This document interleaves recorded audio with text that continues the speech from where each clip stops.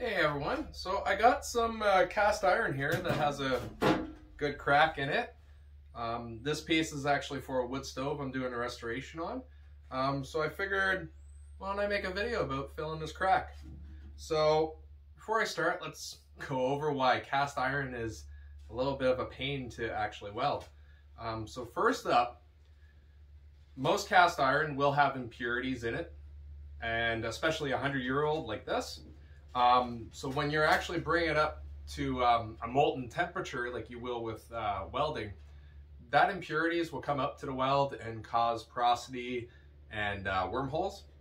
Basically with that, the best you can do is if you get porosity or a wormhole, just grind it out and weld again. It does take a little bit longer, but it is what it is. That's why a lot of people will actually braze cast iron. You don't have that issue with the impurities as much. Now the second thing that makes it really difficult, and this is actually the main reason why it's so difficult, is that because of the carbon content in cast iron, it makes it really hard and brittle. So the carbon content is pretty well 10 times more than what you would get in a mild steel. It brings hardness and brittleness. So there's a couple of things I'm going to do on this piece that will reduce the chances of cracking.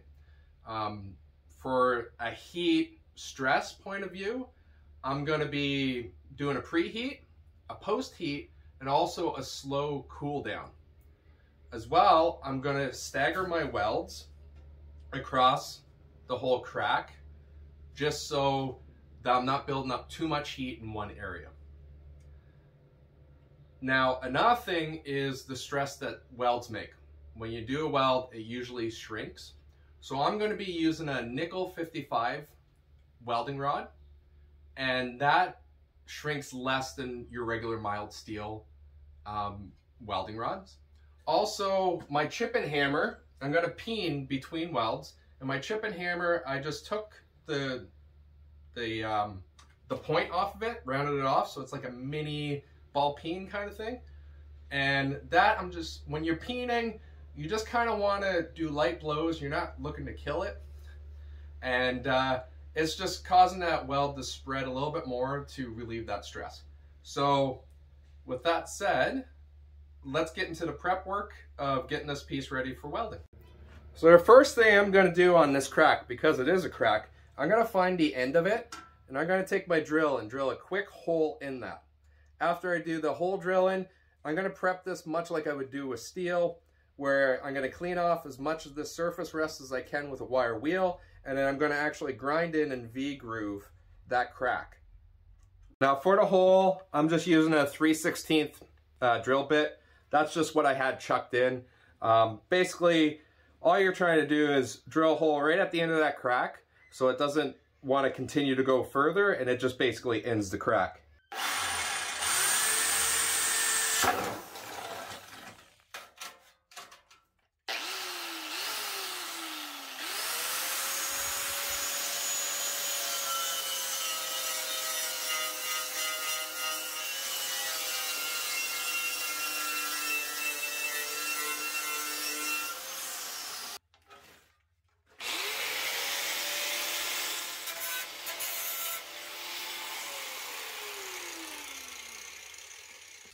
Now for the welding rods, I'm using 55 nickel, 3/32 for this, just because it's a little bit thinner. I'm going to be running my polarity in reverse, so my electrode is going to be on negative, and it's going to be DC.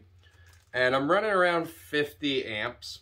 This welding rod is supposed to run either AC/DC negative, or and also the amps is around 45 to 75. Because of the thinness, I'm going to be using about 50 amps.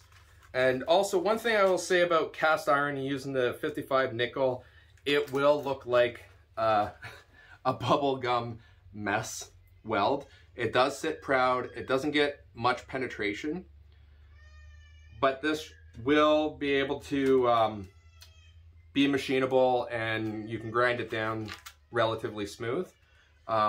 It is not going to look perfect, and it's not going to be an exact match. But because this is actually going to get painted, I'm not worried about having the exact match with color. There are other welding rods that does match the color of cast iron a lot better if you want to show the cast iron. With this, I'm not worried. So nickel 55, running in DC negative and 50 amps. So let's get my gear on and we'll preheat this first.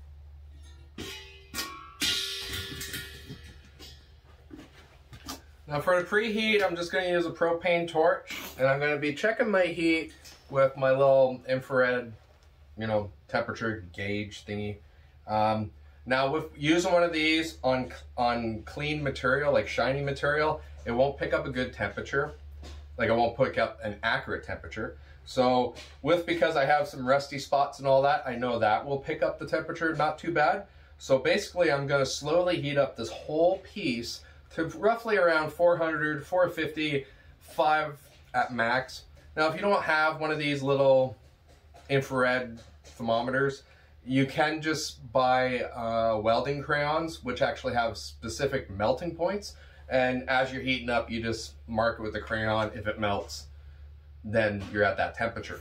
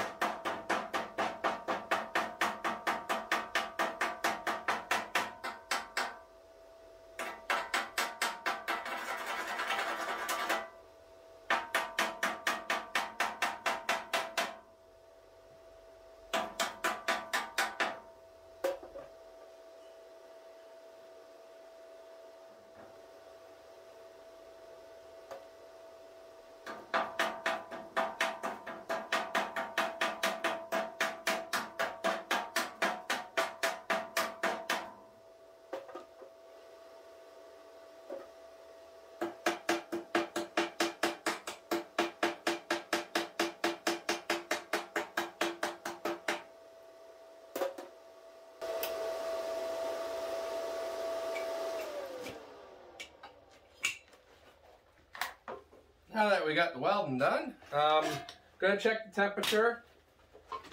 If I need to do a post heat, we'll do a post heat.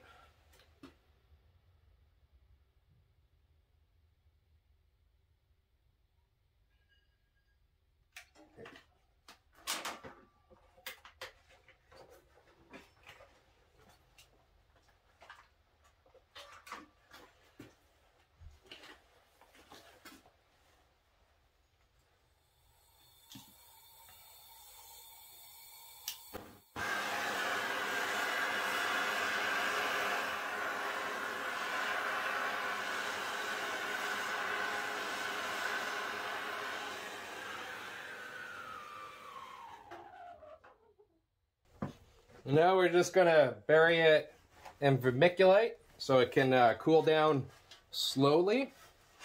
You can use sand, but you have to make sure your sand is completely dry. I prefer vermiculite.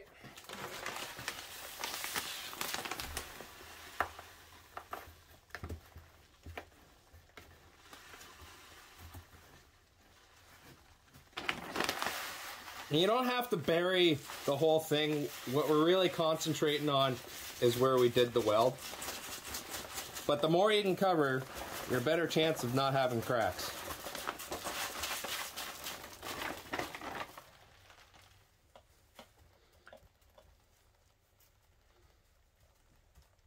And now we're gonna let this sit, you know, overnight until it cools down.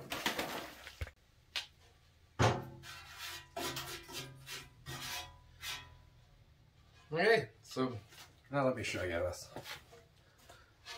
So that's the first weld. And there's the second weld. So no new cracks showing up on it. So I'm quite happy. So that's how I do cast iron. This piece still needs a little bit of work.